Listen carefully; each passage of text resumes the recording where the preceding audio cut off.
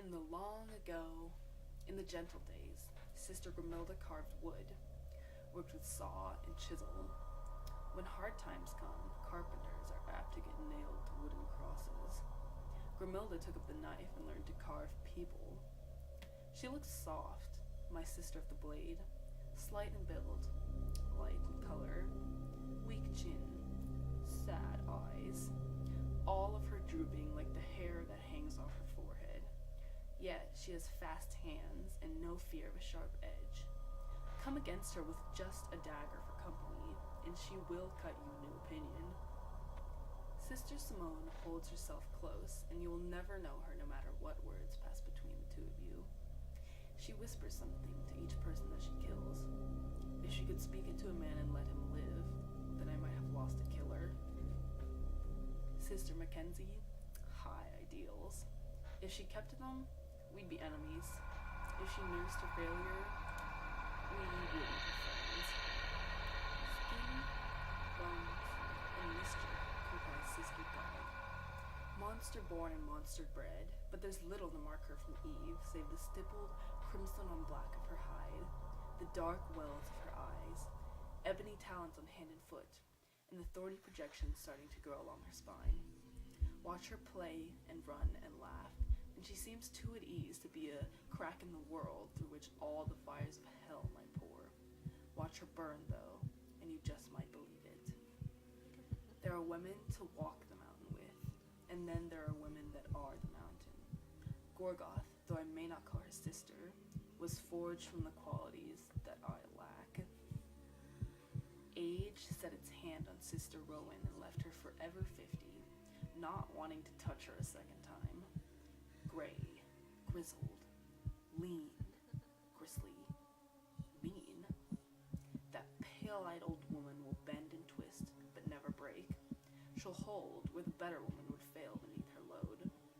The shortest of our number, rank and filthy, seamed with forgotten scars, often overlooked by men who had scant time to reflect on their mistake. In peace, Sister Kendra reverts to type, a peasant plagued by kindness, seeking God in the stone houses where pious lament. Battle strikes loose such chains. In war, Red Kendra approaches the divine. Sister Rowan, you can trust. Trust her to lie. Trust her to cheat. Perhaps to betray. Most of all, trust her to be true to what she is. A weasel, a killer in the dark, handy in a fight. Trust in all that, and she won't disappoint. Sister Simone looks pleasing enough. A touch pretty, touch delicate, but sharp with it. Under the dyes, her hair is a blonde that takes the sun. Under the drugs, her eyes are blue. Under the sky, I know no one more secret in their opinions, more private in their ways, more deadly in a quiet moment. More than in muscle heaped on bone, Sister Reich's strength comes from her ability to hate the inanimate. In the red ruin of battle, Sister Kendra oft looks to have stepped from hell, though in another life she would have tilled her fields and died abed, mourned by grandchildren. In combat, Red Kendra possesses a clarity that terrifies and lays waste. In all else, she is a woman confused by her own contradictions, a killer's instincts married to a farmer's soul. Not tall, not broad, but packed solid and quick. Wide cheekbones, dark eyes flat with murder, bitten lips, scarred hands thick-fingered. Loyalty, and the need to be loyal, written through her. Many women don't look their part. Wisdom may wait behind a foolish smile. Bravery can gaze from eyes that cry fright. Sister Reich, however, is that rarest of creatures whose face tells the whole story. Blunt features beneath a heavy brow, the ugly puckering of scar tissue, small black eyes that watch the world with impersonal malice, dark hair, short and thick with dirt, bristling across the thickest of skulls. And, had God given her a smaller frame in place of a giant's packed with unreasonable helpings of muscle, weakness in place of an ox team's stamina, Still, Reich would be the meanest dwarf in Christendom.